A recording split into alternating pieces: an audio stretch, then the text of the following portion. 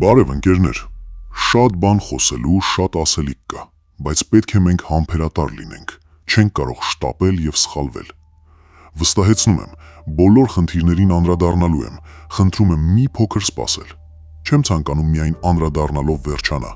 Պետք է հստակ մեխանիզմներ, որով խնդիրները կկարգավորվի։ Շնորհակալ եմ աջակցության և վստահության համար։ Մի շարք կարևորագույն իրողությունների ենք մենք այժմ ականատես լինում։ Ընկերներ, օրերս ՔՊ ականապատգամավոր Արման Եղոյանը ազգային ժողովի իր աթոռից Սաշիկի 50-50-ն է մեկնաբանում։ Խնդրում եմ լսեք ու շարունակենք, կարևոր բան եմ ասելու։ Իմ կյանքից եմ ուզում մի պատմություն պատմել, մի քանի ամիս առաջ է եղել, փողոցով քայլում էի, մի մարդ մոտեցավ, շատ ջղայնացած, ներկայացավ որպես գործարար, ինձ նույնիսկ թվաց ընդդիմադիր է, մի բան, ասաց, ինչի դուք նորմալ չեք բացատրում, թե ինչ բան է, ինչ ասել է Սաշիկի 50-50%, ասի ինչ է նորմալ չեք բացատրում, ասես նա այդ ոնց է եղել։ Ու պատմում է, ասաց ոնց էր առաջ, ապրանքը պետք է ներկրեիր, բերում էիր մաքսատուն, ինքը իր փորձից է ասում էլի, մաքսային ծառայողը ներկայացնում էիր ծառայողին, ասենք $1000 ինվոյս։ Ասում էր, այս ինվոյսը դիր մի կողմ, անցի կողքի սենյակ, քեզ նոր ինվոյս ընդեղ կտան։ Գնում էիր կողքի սենյակ, տալիս էին $500 ինվոյս։ $500 մաքսազերծումն անում էիր, ասում էր, դե մյուս $500 մաքսազերծման կեսը դիր սեղանին, կեսն էլ թող քեզ մնա, գնա տուն ազատ ես։ Եթե չհամաձայնվեիր, կողքի սենյակից կստանայիր $2000 ինվոյս։ Ասում է, այս է եղել սխեման, հելեք բացատրեք, մեր հարգելի քաղաքացուն ուզում ասեմ, որ ահա, ձեր խոսքը տեղ հասցեցի, բայց ձեզ որպես այդ համակարգում փորձառու մասնագետ ուզեմ հարցնել։ Մարդու ով այդքան գոված, այդ Կարեն Կարապետյանի, Վարդան Հարությունյանի ժամանակվա բարեփոխումներ եւ այլ։ Դուք երբևէ լսած կամ տեսած կաք այս իմ օրինակի մեջ նկարագրված երևույթ, ընդ որում ասում այնտեղ տեսախցիկ էր տեղադրված, այդ քաղաքացին է ինձ ասում, որ հանկարծ մի կոպեկ, մի $1 աչուձախ չգնալ։ Ուրեմն, մեր падգամավորը Սաշիկի փայ մտնելու մեխանիզմը ներկայացնելուց մի կարևոր բան է մոռանում կամ չի տիրապետում, որ ասի։ Պարզվում է հիմա կրկին մաքսայինում նույն մեխանիզմն է գործում։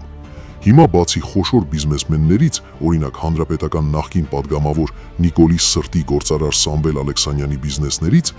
մնացած անձինք վնասով են աշխատում մի շարք փոքր բիզնեսմեններ։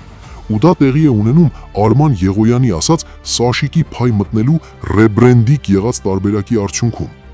Հիմա օրինակով կասեմ, թե ինչի մասին է խոսքը։ Դիցուկ, մեկ ապրանք ներմուծվում, որի արժեքը պատկերացնենք $1500 է, սակայն մաքսայինում սավելացված արժեքի հարկը վճարվում է $1000 համար։ Այդ նույն ներմուծողը իր ապրանքը տալիս է վաճառողներին $2000, իսկ արդեն նա վաճառում է $2200, ինչի արդյունքում վաճառողը վճարելու է ևս 20% հարկ $1200 համար։ Այսինքն, մաքսայինում տեղի ունեցողի արդյունքում մեր վերավաճառողները ստիպված են լինում ավելի մեծ հարկ վճարեն, իսկ ներմուծողները վճարելով որոշակի գումար մեր մաքսավորներին գերծաղույթ են ունենում, ինչի արդյունքում միլիոնավոր դրամների հարկեր են թաքցվում։ Սա է Սաշիկի ռեբրենդինգ եղած տարբերակը, պարոն Եղոյան, ձեր ասած դեմոկրատական երկրում։ Հետևաբար, խոսել նախկինում տեղի ունեցած թալանից, սակայն սեփական թալանից չխոսել, դա անբարոյականություն է։ Ընկերներ, այսօր ազգային ժողովում կրկին կրքերը լարվեցին, երբ Նիկոլ Փաշինյանը խոսեց կաթողիկոսի մասին։ Տեսեք, վերջերս սկսեց խոսվել Տիգրանաշենի հանձնման մասին,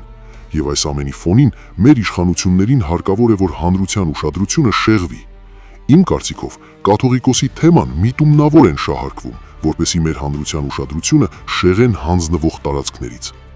Այդ իսկ պատճառով խնդրում եմ մի փոքր երկար վերլուծեք ամեն բան եւ զգոն եղեք։ Հայրենիքի հողերը փոխարինել եվրոպական արժեքների հետ կրկին անբարոյականություն է։ Ընկերներ, հասկանում եմ, որ երկրում տեղի ունեցող բազմաթիվ պրոցեսներ ձեզ նյարդայնացնում են, բայց մենք պետք է միասին հաղթահարենք եւ ունենանք իրական իշխանություն։ Վաղվանից սկսում են սկանդալային տեսանյութերը։ Այսուհետ ամեն օր սկանդալներ են սպասվելու։ Խնդրում եմ բաժանորդագրվել էջին եւ ակտիվ տարածել։ Հարգանքներով, ձեր Հայը։ Հանրահայտ է, որ Հայաստանի Հանրության Սահմանադրության 17-րդ հոդվածն ուղղակիորեն սահմանում է, որ Հայաստանում կրոնական կազմակերպությունները գործում են անջատ են պետությունից, իսկ 18-րդ հոդվածով հստակ ասվում է, որ Հայաստանի Հանրապետությունը ճանաչում է հայ առաքելական Սուրբ եկեղեցին որպես բացառիկ առաքելություն ունեցող հայ ժողովրդի հոգևոր կյանքում։ Չնայած համանդրական այս նորմերին, տևական ժամանակ է ձեր քաղաքական ուժը փորձում է միջամտել հայ առաքելական եկեղեցու գործերին։ Չեք կարծում, որ այստեղ կա սահմանադրության հետ հակասություն եւ ուզում եմ հարցնել, թե սահմանադրական որ նորմով եք դա կանում կամ իրավական ինչ կարգավորում եք դուք փորձում միջամտել հայ առաքելական եկեղեցու գործերին։ Չեք կարծում, որ ամենայն հայոց կաթողիկոսի ընտրության հարցը դա ազգային եկեղեցական ժողովի իրավասությունն է։ Շնորհակալություն։ Շնորհակալ եմ հարցի համար, ես ճիշտն ասած չէի ուզենա իրավաբանական բանավեճերի մեջ մտնել այդ թեմայով,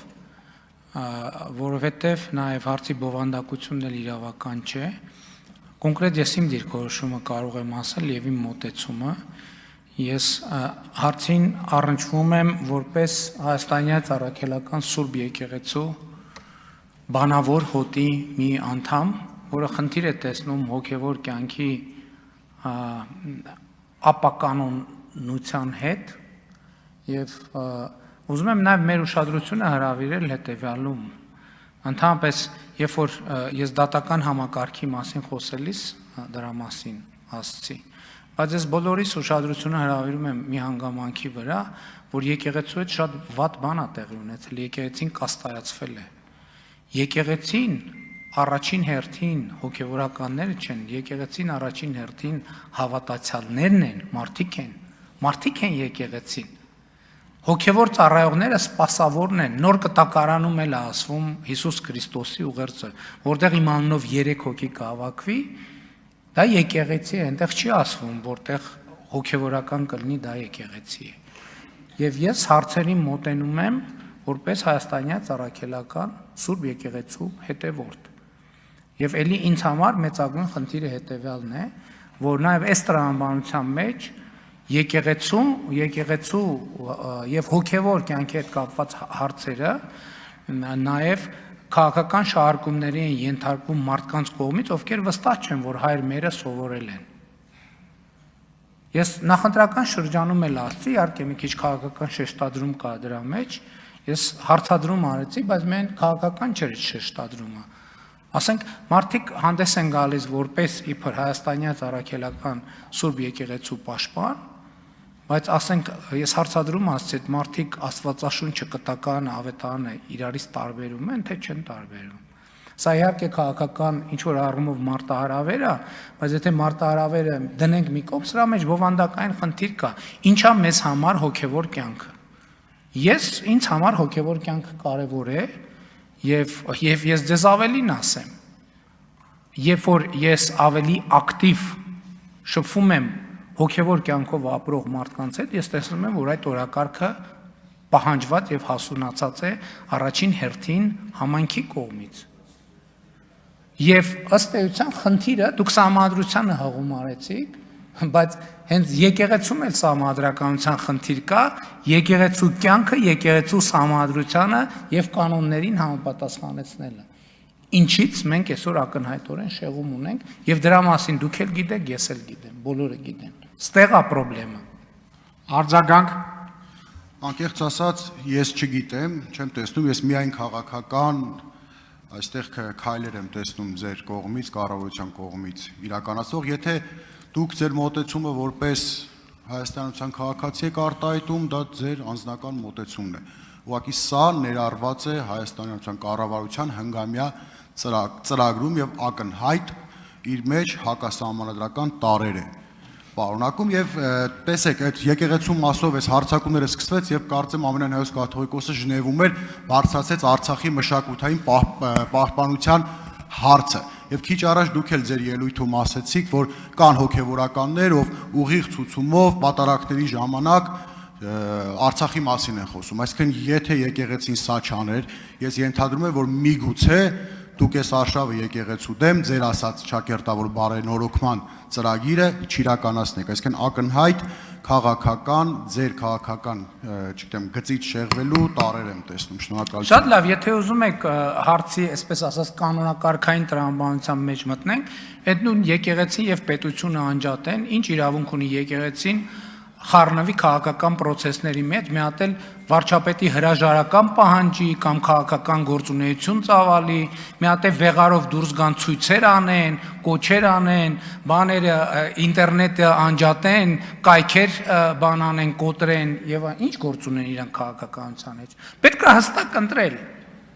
Ասма հնարավոր չի երկու բանի ծառայել, տիրոջ ծառայել։ Պետք է ընտրեն հոգեվոր թե քաղաքական կյանք, բայց իմ կարծիքով եւ ակնհայտորեն այդ երբ որ այդ գիծը հատել ես էլ վերադարձ չկա այսօր ման եկեղեցու վերնախավի մի հատվածը առնվազն իրանք քաղաքական կուսակցություն են եւ քաղաքական ձեր շարժման մասնակիցներ են իսկ կտրիչ Ներսիսյանը ունի դուստր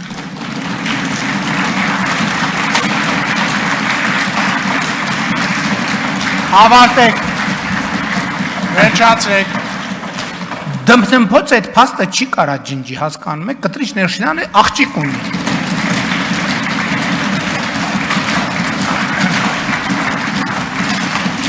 Վերջ Խնդրում եմ դմփացնեն նրանք, ովքեր չգիտեն եւ չգիտեն, որ կտրիչ Ներսիսյանը ունի աղջիկ։ Հա Ապացուցվեց ակնհայտը, մարդիկ ճշմարտության հետ խնդրեմ ունեն։ Պարոն Մանուկյան, լրեք մի հատ։ Կտրիչ Ներսիսյանը պետք է հանգիստ թողի վերապահի։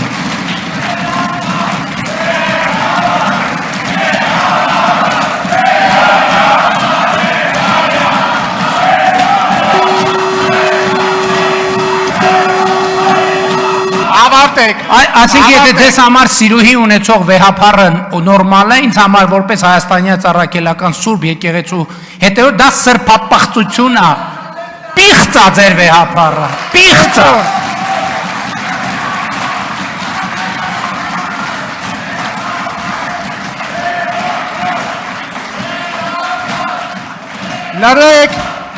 Լրեք, ներողություն, ավարտվեց այս հարցը։ Ասենք եթե դուք խնդիր չունեք, որ մայր աթոռում նստած մարդը սեռական կյանք ունի, դմդմփացրեք ինչքան ուզում եք, դմդմփացրեք։ Պարոն Մանուկյան, ես ձեզ նախազգուշացնում Ես ինչքան գիտեմ երեխա ունենալու ուրիշ մեթոդներ, նույնիսկ եկեղեցում չկան, երեխա ունենալու մի մեթոդ կա, այդ սեռական հարաբերություններն են։ Եվ էկոյով է։ Բան կուսակրոնություն եւ ընդ որում ես կարծում եմ որ բոլոր այդ գիծը հատած հոգևորականները պետք է հեռանան հոգևոր ամենայն հարգանքով ես չեմ դատապարտում ոչ մեկին բայց իրենք կատարել են իրենց ընտրությունը թող տեղափոխվեն աշխարհի Պարոն վարչապետ անցնենք հաջորդ հարցին